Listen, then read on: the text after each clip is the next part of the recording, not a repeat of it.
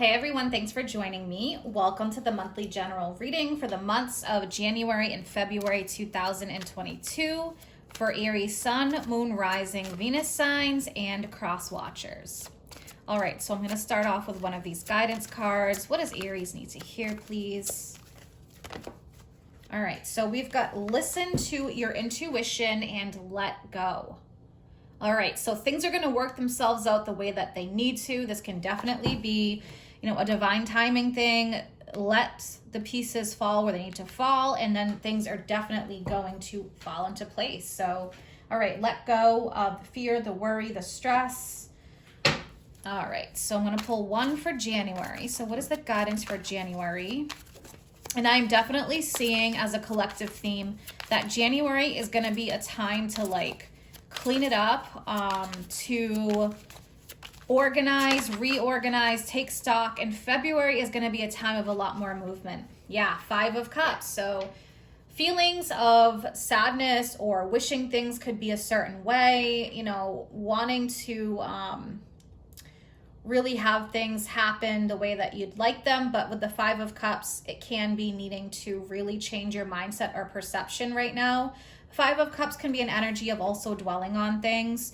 And even if trying to keep yourself busy and avoid things, they still come up. So especially with Venus retrograde, it is a time where a lot of people are taking stock, taking a look at things, getting in their feels. Okay, that goes direct at the end of January. So let's take a look at February.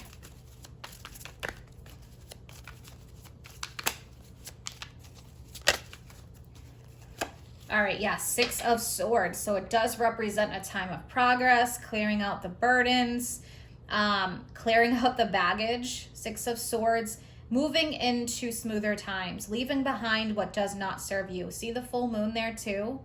So that's pretty significant.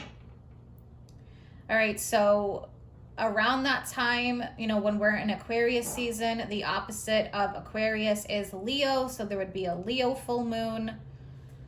Okay, so that's definitely something to take a look at. We're also going to have, during Capricorn season, the Cancer full moon. All right, so I'm going to pull 3 for the situation.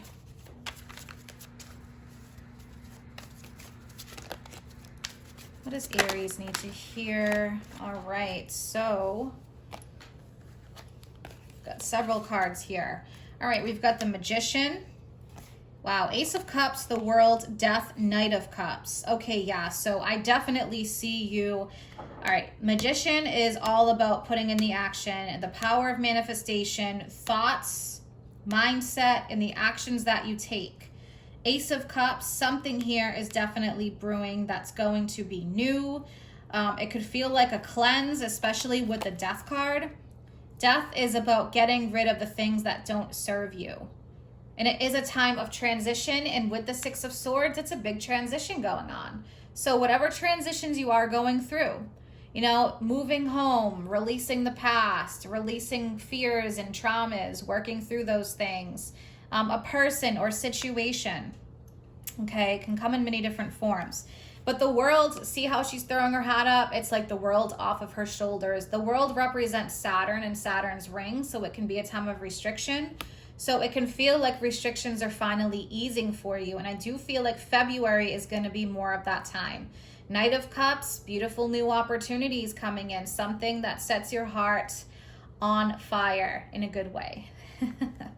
But, all right, so I want to clarify. I'm going to take a look.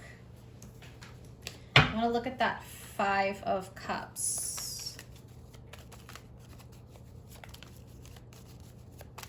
Why is the 5 of Cups here for Aries? Yeah, death. So there we go. So, it is definitely a grieving process sometimes when we are releasing, even when we're releasing, old ways of living or things that we're used to, habits and patterns. It can be that simple, right? But it's big.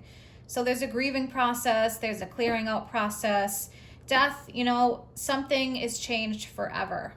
Okay, so it can feel like, especially with a Venus retrograde, you could even be looking at the past or the things you once had, old memories and things that comes up. So I want to take a look at the Knight of Cups.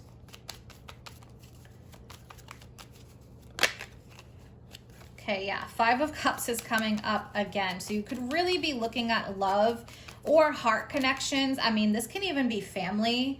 Okay, yeah, King of Pentacles, Ace of Swords, so Taurus, Virgo, Capricorn energy. This could be a significant person in your life. Okay, Ace of Swords, it could be even somebody that you lost.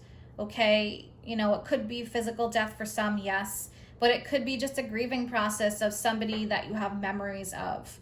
Okay, or memories of something in particular that maybe you feel like, you know, was a loss. Okay, so, you know, it could be even a job or just a situation. So, all right.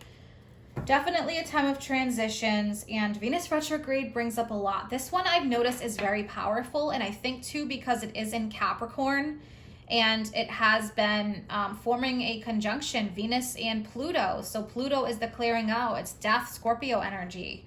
Okay, so there's that, which is, you know, very heavy at times. All right, so I'm going to pull from Angels and Ancestors. What does Aries need to hear, please?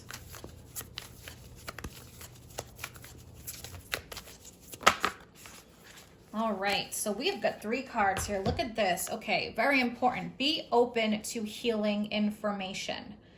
Now, this can come in the form of energy healing. This can be if something keeps coming up, like a certain vitamin or essential oil or, you know, energy work or something like that. Pay attention to it. It's coming up for a reason if you're seeing something repeat itself over and over. So maybe some energy clearing, energy work, some healing modalities. Feel loved and comforted and learn from spiritual experiences. That is what we are here for. Earth is school for us as spiritual beings. Okay, feel loved and comforted. So really needing to nurture yourself, I feel, is very important. So make sure you pull your energy in and give to yourself. All right. And also Mother Earth, it's that Gaia energy. It's that love and comfort and nurturing. Flexible, never-ending story at the bottom. So breaking cycles. Be flexible. This is a time where flexibility is going to help you. Think about it with a tree's branches. If they're not flexible, they break in the wind, right?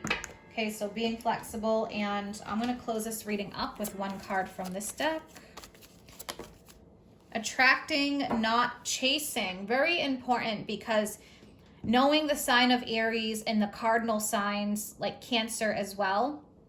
Okay, those signs are ones that like to take charge, go after things, but we have to know when to balance out attracting and chasing, right? So anything or anyone you chase after will run the other way because of the fears underlying and the underlying chasing energy. Instead, attract what you need by sending out love, gratitude, and welcoming energy. So think about that. The signs of Capricorn, Libra, Cancer, and Aries. Those are signs that are cardinal, that like to get it done, like to take charge, but we have to also balance out that energy of giving, receiving, for example. So really, really nice. I think this goes along very well with everything. I hope that you guys have an amazing month ahead, and if you're interested in any of my services or you want to follow me on Facebook or Instagram, all that information is posted in the description box below. Take care.